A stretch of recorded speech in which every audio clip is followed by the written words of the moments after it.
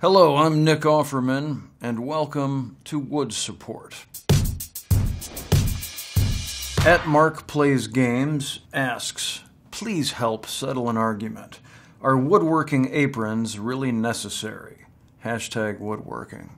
Yes, they are. Any protective garment is necessary. I mean, it depends on what you're doing, but we wear aprons because they protect our civilian clothing from finishing products and just dust in general. And they have handy pockets in which you can store things like pencils, rulers, and your one-hitter. At Evan E. Richards asks, if I'm staining a big piece of red oak, do I need to use a pre-stain conditioner, or will oak take the stain well as it is? Don't ever stain red oak. If you're going to stain it, get something cheaper than red oak. Use poplar. I hate stain. At Beast Thing asks, what books would you recommend for someone who wants to learn about woodworking? There's a lot of really good books. There's one that I happen to write called Good Clean Fun. That's great for beginners. Woodworking in general has a lot of different specializations, but the ones that I would generally recommend would be anything by George Nakashima, a fellow named Tay Freed, Tagefrid.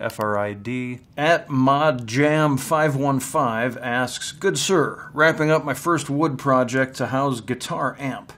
Added second and final coat of poly. Do I sand again after dry? It depends on how good of a brush worker you are. If you get a perfectly smooth finish, then you don't need to sand it again. Personally, I don't like the glossy shine that comes from most finishes, so after the final coat, I will at least scuff it with a 4/40 steel wool, or a superfine steel wool, just to knock down the shine. But it all depends on how nice your finish is. At the Jimmy Chicago asks, what's your favorite shape of dovetail? That's an ignorant question, because there's only one shape of dovetail. It is the dovetail shape. But if you're asking maybe what's my favorite size of dovetail, I do like tiny pins in a dovetail layout. I think that's handsome, and it belies a mastery of the form. At Attar_S asks, need advice on oil/varnish that helps maintain look and feel of antique table, over 100-year-old, but isn't prone to watermarking.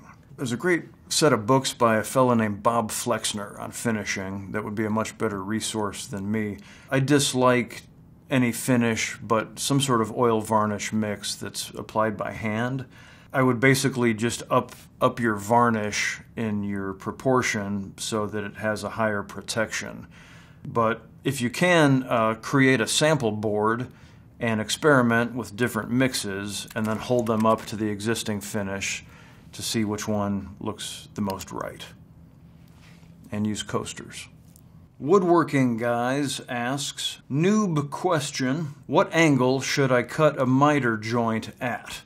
I would first address your grammar. Next time try, at what angle should I cut a miter joint? Traditionally, you're going for a 90-degree corner, so you always bisect your angle. So that would be a 45-degree angle. All your corners should add up to 360 degrees. So if you're making a picture frame, that's 4 times 90 degrees, that's 360.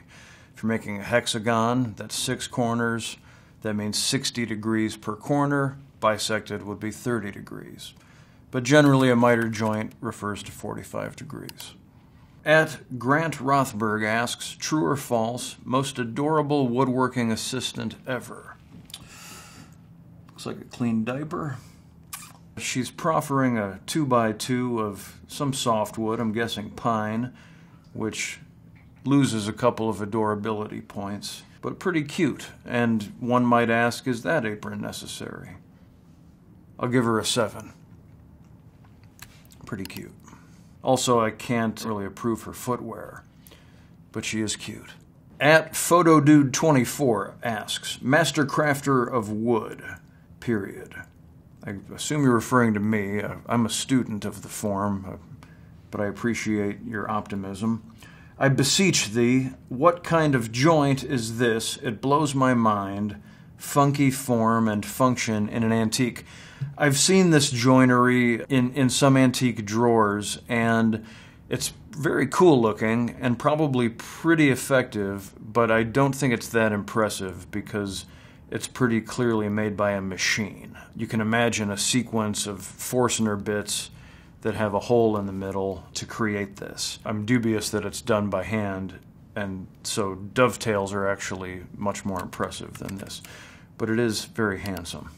At Martin W17 asks, what's the best way to dry a fresh oak slab with minimum warp? I seem to have no success and cups a lot and with spacers and weight.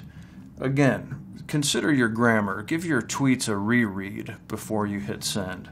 Just, it helps us all comprehend our communications better. Drying wood is always a conundrum. It depends on the climate where you are. I do my best to seal the end grain to slow down the evaporation of the water through the ends of the end grain. You use a lot of spacers and weight. That's all I know how to do. If it's still cupping, maybe create a kiln of your own or find a friend with a kiln in the neighborhood and try to speed up the drying time a little bit. That usually can help it cure before the cupping can kick in. Otherwise, you can cut them a little fat and then plane them down to level once they've cupped a bit.